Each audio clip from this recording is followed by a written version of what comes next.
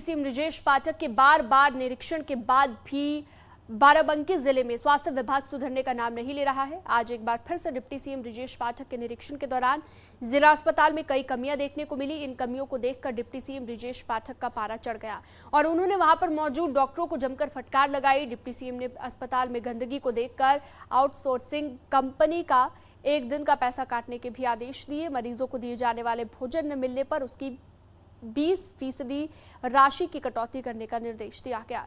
निरीक्षण के दौरान डिप्टी सीएम बृजेश पाठक ने अस्पताल में भर्ती मरीज और बच्चों से मिलकर उनका हाल जाना। बृजेश पाठक यहां पर पूर्व मंत्री अरविंद सिंह गोप के बड़े भाई अशोक सिंह को श्रद्धांजलि देने के लिए उनके घर पहुंचे थे। उसके बाद वो जिला अस्पताल का निरीक्षण करने पहुंचे। डिप्टी सीएम के जिला अस्पताल पहुंचते ही वहां पर हड़कंप मच गया। थाना मार्क नहीं पाया गया है। आउटसोर्सिंग एजेंसी से कहते हैं भविष्य में ऐसा किया तो हम काम तुमसे छीन लेंगे और आज उनको नोटिस जारी करो और उनका जो है आज का 20% पैसा काट दो। ठीक है, 20% धनराशि उनकी भोजन सप्लाई वालों की आज की कट गई और भविष्य में ऐसा हुआ तो उनको हम दूसरी एजेंसी पर देंगे। ठीक है। बाराबंकी पहुंचे पीडब्ल्यूडी मंत्री जितिन प्रसाद ने निर्माणाधीन सड़कों का काम देखा और काम कर रही एजेंसियों से क्वालिटी से कोई भी समझौता नहीं करने के निर्देश दिए। दरअसल योगी सरकार ने सभी सड़कों को 15 नवंबर तक गड्ढा मुक्त करने के निर्देश दिए हैं। ऐसे में जिन सड़कों की मरम्मत की जा रही है उनकी गुणवत्ता कैसी है इसे जांचने के लिए खुद पीडब्ल्यूडी मंत्री जितिन प्रसाद बाराबंकी पहुंचे। लोक निर्माण विभाग खंड और सेतु निगम के अधिकारियों के साथ बैठक की। इस दौरान उन्होंने मौके पर जाकर खुद निर्माणाधीन सड़कों का काम देखा। गुणवत्ता से कोई समझौता न करने के निर्देश दिए। उन्होंने सभी कामों को समय सीमा के रहते पूरा करने के निर्देश दिए। विपक्ष के आरोप पर पलटवार किया और कहा कि मैं नहीं बल्कि विपक्ष एसी कमरे में बैठा है।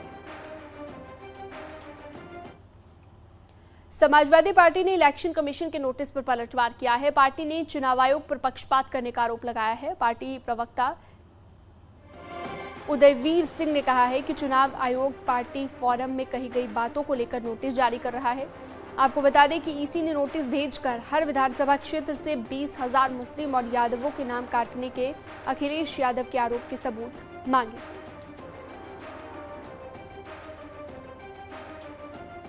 समाजवादी पार्टी के राष्ट्रीय अध्यक्ष को नोटिस सर्व किया गया। उसके बाद समाजवादी पार्टी के नेताओं का क्या कहना है उसको जानने के लिए समाजवादी पार्टी के वरिष्ठ नेता श्री उदयवीर जी हमारे साथ हैं। सर, नोटिस सर्व हुआ, क्या कहेंगे सर?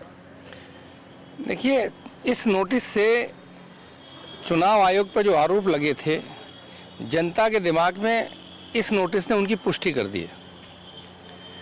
क्योंकि मुझे तो याद नहीं है कि चुनाव खत्म होने के बाद अपनी पार्टी के कार्यक्रम में दिए गए भाषण के लिए चुनाव आयोग ने कभी किसी को नोटिस दिया हो।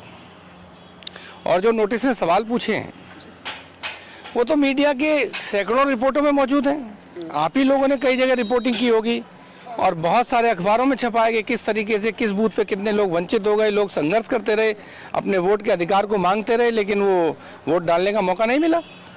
तो समाजवादी पार्टी को जो नोटिस दिया उसका जवाब हम देंगे। लेकिन चुनाव आयोग की ये जिम्मेदारी भी है कि यदि उसी मीडिया में ये खबरें सच हैं तो उन पर भी कार्रवाई करके उन्हें बताना चाहिए था। और इस तरह से संस्थानों का दुरुपयोग करने से संस्थानों की स्वयं की जो लेजिटिमेसी है वो समाप्त होती है। लोकतंत्र के लिए खतरनाक है। समाजवादी पार्टी संघर्ष करती है, करेगी, और जो अपनी बात है उसको जिन जिन फोरम्स पे जैसे जैसे रखना चाहिए वो मुझे लगता है पार्टी की लीडरशिप और जिम्मेदार लोग करेंगे। सर, आजम खान की जगह खाली हो गई क्योंकि स्थान रिक्त हो गया, कैसे उसकी भरपाई होगी, कितना लॉस आप मानते हैं?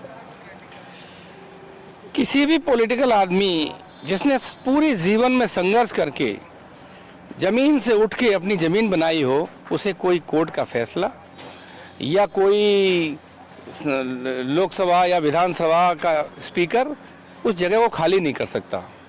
टेक्निकली आप कुछ कर लें, कानून का कितना भी दुरुपयोग कर लें, लेकिन राजनीतिक जमीन जिसके संघर्ष और जिसकी मेहनत और सेवा करके बनी होती है